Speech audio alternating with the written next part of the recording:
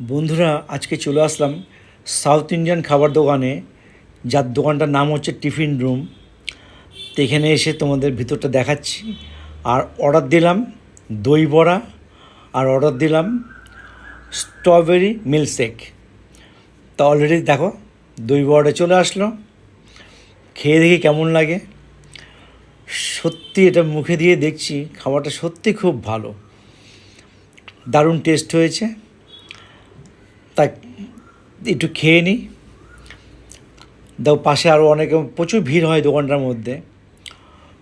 সত্যি খুব টেস্টি, বলার নেই আর। ঠিক আছে, দেখেছো কি সত্যি টেস্ট।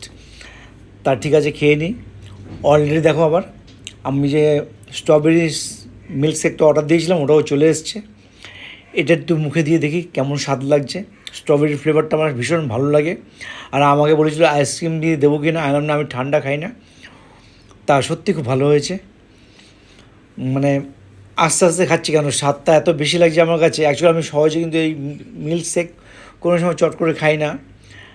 আমার দাদুভাই খুব পছন্দ করে, দাদুভাইকে নিয়ে একদিন যাবো আমি, যদি অবশ্য আমার নাতিকে আর কি নিয়ে। তা সত্যি খুব স্বাদ লাগছে।